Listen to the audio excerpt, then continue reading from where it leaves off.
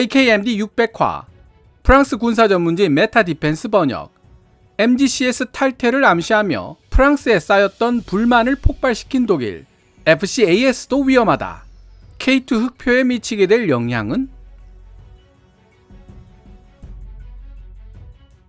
Kevin's Korean Military Dictionary KKMD가 어느새 600번째 영상을 소개해드리게 되었습니다.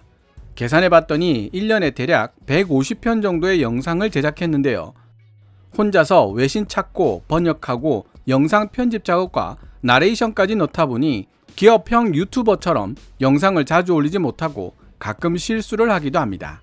정말 좋은 소재라고 생각해서 밤새워 만든 영상이었지만 정작 조회수는 나오지 않는 힘 빠지는 경우도 종종 있습니다. 600회까지 진행되어 오는 지난 4년여 동안 변함없는 응원과 지지를 보내주신 시청자 여러분들께 진심으로 감사하다는 말씀 전해드립니다. 1000회를 넘어 KKMD 시즌2가 시작되는 날도 머지않아 다가올 것 같습니다.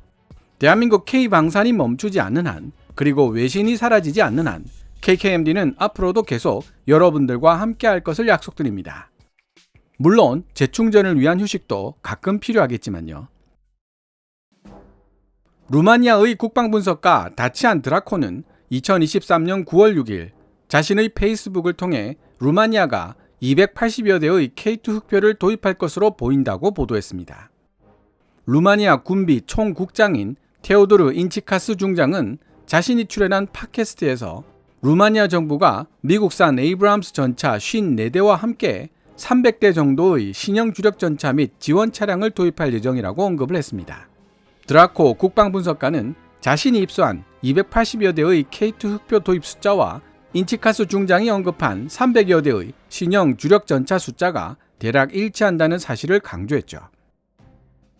그 300여 대가 독일 레오파드 2일 수도 있지 않느냐? 라는 질문에 대해서 드라코 국방분석가는 다음과 같이 답했습니다. 아직 우선 협상 대상자로 선정된 기업은 없다. 하지만 루마니아 정부는 되도록 많은 숫자의 주력 전차를 현지에서 생산할 수 있게 되기를 희망하고 있는데, 만약 대한민국 현대로템이 제안하고 있는 것보다 더 넓은 범위의 산업협력을 제안할 수 있다면 독일 레오파드2가 승리할 수 있을 것이다. 심지어 미국은 절충교역에 대한 이야기조차 하지 않고 있다. 다치안 드라코 루마니아 국방분석가의 분석에서도 알 수 있듯이 대한민국 K방산이 가진 강력한 경쟁력은 상대적으로 유연한 기술 이전과 현지 생산에 있습니다. 지난 599화 유럽이라면 3년 걸릴 방산 협상을 3주에 해결하는 한국인들. 우리는 오랫동안 한국을 과소평가해 왔다 편에서도 논의되었지만 절충교역에 대한 이야기조차 꺼낼 필요가 없는 미국과는 달리 독일과 대한민국은 절충교역에서 얼마나 경쟁력을 가질 수 있는가로 승부를 낼 수밖에 없다는 뜻이기도 합니다.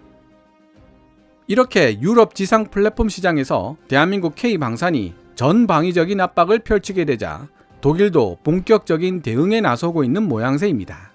이러한 배경은 오늘 소개할 기사와도 어느 정도 연관이 있습니다. 오늘 소개할 기사는 프랑스 군사 전문지 메타 디펜스가 2023년 9월 6일에 게재한 것으로 독일 언론 보도, 독일 정부는 이탈리아, 스페인 그리고 스웨덴과 함께 새로운 신형 전차를 개발한다 라는 제목을 가지고 있습니다. 일단 이 기사를 번역해 본 뒤 이야기를 계속 이어나가 보도록 하겠습니다.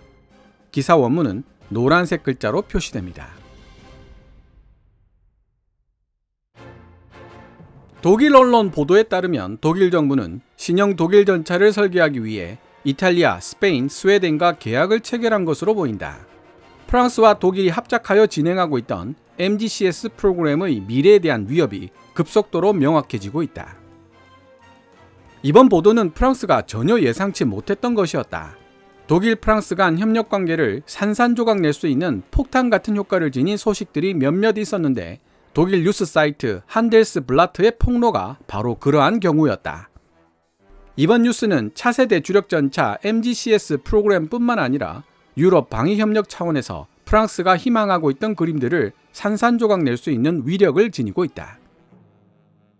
정통한 독일 매체인 한델스블라트의 보도에 따르면 독일 정부가 신형 주력 전차를 개발할 목적으로 이탈리아, 스페인 그리고 스웨덴과 협정을 체결했을 가능성이 거의 100%에 가깝다. 신형 주력 전차 개발을 위해 독일이 프랑스를 제외한 다른 유럽 국가들과 체결한 해당 협정에 대해 지금까지 알려져 있는 유일한 정보는 이 협정이 프랑스와 독일 사이에 진행되고 있었던 MGCS 프로그램에 통합될 것인지 여부를 확인할 수 없다는 사실뿐이었다. 유력한 가설로 떠오르고 있는 레오파드 2AX.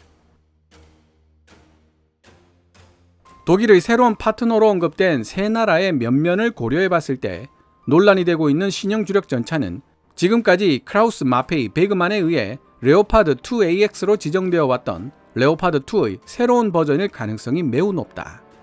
물론 라인메탈이 제안한 KF-51 판터에 기초한 모델일 가능성도 분명 존재하지만 그 가능성은 매우 낮다.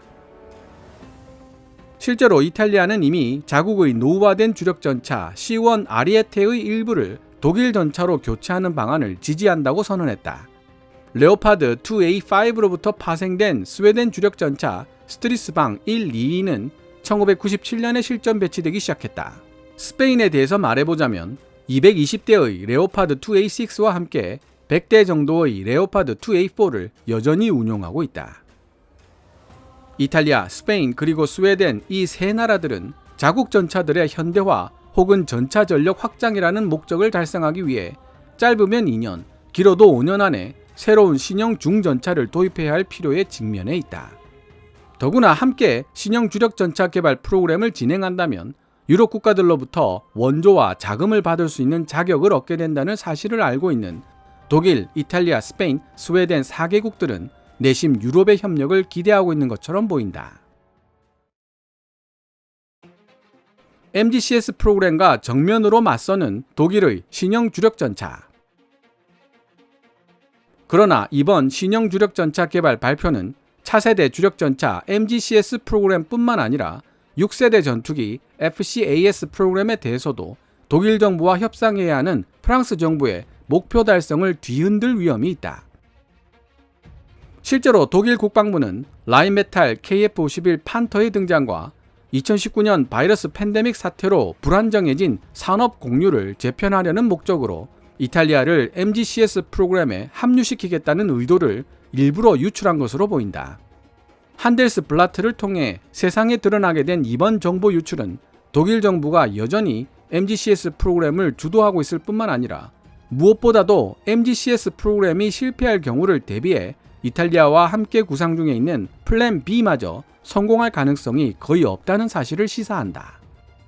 더욱이 9세대와 신세대를 이어주는 새로운 유럽 전차 개발을 목표로 하는 MGCS 프로그램에 이탈리아가 실제로 참여한다고 해도 독일 정부를 상대로 프랑스 정부가 제공할 수 있었던 문제 해결사 역할을 이탈리아 정부가 제대로 수행해낼 수 있을지조차 의심스럽다. 유럽에서 고립되고 있는 프랑스?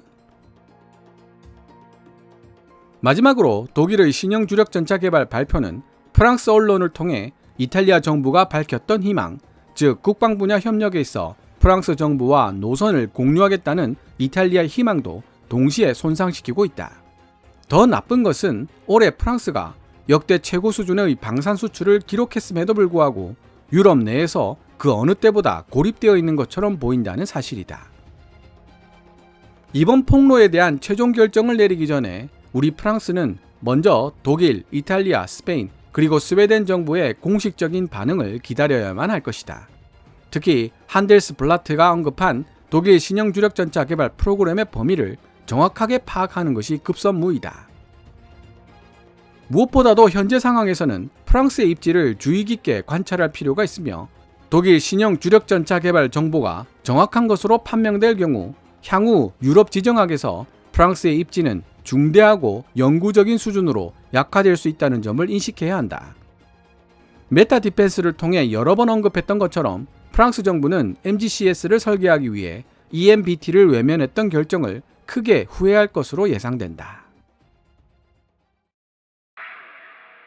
지금까지 프랑스 군사 전문지 메타 디펜스가 2023년 9월 6일에 게재한 기사를 번역해 보았습니다. 시청자 여러분들의 이해를 돕기 위해 기사 마지막 부분에 언급된 프랑스 EMBT에 대해 설명드리자면 독일 레오파드2 전차 차체에 프랑스 르클레르 전차의 개량형 포탑을 결합한 합작 전차입니다.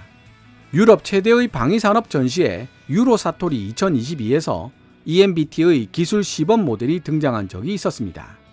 자동 장전장치, 무인기 격추가 가능한 신형 30mm 기관포, 능동 방어 시스템과 360도 전방향 증강 현실 AR 시스템이 탑재되고 드론과 드론 오퍼레이터가 탑승하는 것으로 알려져 있습니다. 하지만 기사 본문에서도 언급되고 있듯이 EMBT는 프랑스 정부의 선택을 받지 못했습니다. 보통 자신의 요구사항이 관철되지 않는 쪽에서 협력을 깨고 나간다는 사실로 미루어 봤을 때 MGCS에 대해 큰 불만을 가지고 있었던 쪽은 독일일 것이라는 사실을 유추할 수 있습니다. 실제로 루마니아 군사 전문지 디펜스 로마니아는 올라프 숄츠 독일 총리가 독일과 프랑스 간의 무기 협력에 대해 회의적인 시각을 가지고 있다는 사실은 유럽연합 내에서 공공연한 비밀이라고 언급하고 있습니다. 즉, 독일 베를린 정가에서는 MGCS, FCAS 같은 협력 프로그램에서 경제적 이익의 대부분을 챙겨가는 쪽은 프랑스라며 강한 불만을 표시해왔다는 것이죠. 게다가 제2식민 제국을 통해 아프리카 지역과 깊은 관계를 맺고 있는 프랑스는 신속한 전력 투사를 위해 MGCS를 공수가 가능한 가볍고 기동성이 뛰어난 전차로 만들고 싶어 했습니다. 그러나 러시아를 가상적국으로 두고 있는 독일은 MGCS를 두터운 장갑과 높은 생존성을 지닌 레오파드2 계열의 중전차로 만들고 싶어 했기 때문에 개발 방향 설정에 있어서도 두 나라는 사사건건 의견이 충돌했습니다. 지금까지 유럽 방산협력 관계에서 수틀리다 싶으면 냅다 먼저 뛰쳐나가는 쪽은 주로 프랑스였고 그만큼 프랑스가 자국 이익을 우선시하는 경향이 대단히 강했다는 의미로 해석할 수 있습니다. 프랑스가 현재 유럽에서 고립되고 있는 배경에는 어쩌면 지금까지 프랑스가 쌓아왔던 명성이 작용했을지도 모를 일입니다. 어쨌든 이번만큼은 독일도 자국의 이익을 우선시하기 위해 칼을 뽑았다고 디펜스 로마니아는 분석하고 있었습니다. 루마니아가 광범위한 산업협력을 제시한 현대로템의 K2 흑표를 280여 대 도입할 가능성이 매우 높다는 다치안 드라코의 보도에서도 알 수 있듯이 대한민국 K2 흑표는 이제 유럽 시장에서 독일 전차 레오파드2의 강력한 경쟁자로 부상하고 있습니다. 해외 군사 전문지들 중 일부는 독일이 서둘러 레오파드2A8 버전을 내놓게 된 가장 직접적인 원인이 현대로템 K2 흑표에 있다고 지적할 정도로 전통적인 전차 강호 독일이 위기감을 느끼고 있는 것입니다. 하지만 독일이 MGCS에서 탈퇴하고 이탈리아, 스페인, 스웨덴의 지원을 받아 차세대 전차 레오파드2AX를 내놓는다면 다시 한번 강력한 성능으로 경쟁력을 확보하게 될 것은 분명합니다. 일단 이탈리아, 스페인, 스웨덴이라는 구매국들을 확보해 놓고 시작하기 때문에 규모의 경제를 실현하기에도 유리한 점이 있습니다. 다만 독일이 얼마나 강력한 리더십을 발휘할 수 있는가에 따라 레오파드2AX가 등장하는 시기가 빨라질 수도 한없이 늦어질 수도 있다는 불안 요소가 있으며 만에 하나 개발 기간이 길어진다면 대당 가격도 함께 비싸질 개연성이 있습니다. 현재 레오파드2A7 플러스의 가격이 185억에서 214억 사이로 알려지고 있는데요. K2 흑표의 가격은 레오파드2A7 플러스의 50에서 60% 수준인 것으로 알려지고 있습니다. 독일이 주력 전차 생산 라인을 급격하게 확장하기 어렵다는 점도 문제가 될 수 있습니다. 599화를 통해 알려드렸던 헝가리가 2018년 발주한 레오파드2A7 플러스를 아직까지 단 한 대도 인도받지 못했다는 사실을 떠올려 보시기 바랍니다. 결론적으로 독일과 프랑스 모두 한동안 MGCS를 두고 혼란을 겪을 수밖에 없을 것으로 보입니다. 독일, 프랑스, 이탈리아, 스페인, 스웨덴 사이의 교통정리가 끝이 나더라도 가장 우수한 기술력을 보유하고 있던 독일과 프랑스가 찢어졌으니 시너지 효과는 예전 같지 않을 가능성이 높습니다. 현대로템이 이 시기를 잘 활용하여 K2 흑표 개량 사업을 효과적으로 진행시켜 나갈 수 있다면 오히려 좋은 기회를 맞이할 수도 있지 않을까요? 특히 기존의 방산 선진국인 독일과 프랑스로부터 기술이 없다, 자본이 없다는 이유로 냉대받았던 동부 유럽 국가들의 경제력이 최근 높아지기 시작하면서 기술 자립 의지가 한층 높아지고 있다는 점도 유연한 기술 이전과 현지 생산을 강점으로 삼고 있는 대한민국 방산기업들에게 유리한 요소로 작용할 것이라는 분석도 가능합니다. 오늘 KKMD에서 준비한 내용은 여기까지입니다. 방송되었던 내용들은 KKMD 공식 블로그에서도 만나보실 수 있으니 구글이나 네이버 검색창에서 KKMD를 검색해 보시기 바랍니다. KKMD는 여러분들께서 챙겨봐 주시는 광고 수익으로 운영되고 있으며 영상 제작을 지원하고 싶다면 후원 멤버로 가입해 주시면 됩니다. 지금까지 시청해 주셔서 감사합니다. Kevin's Military Channel KKMD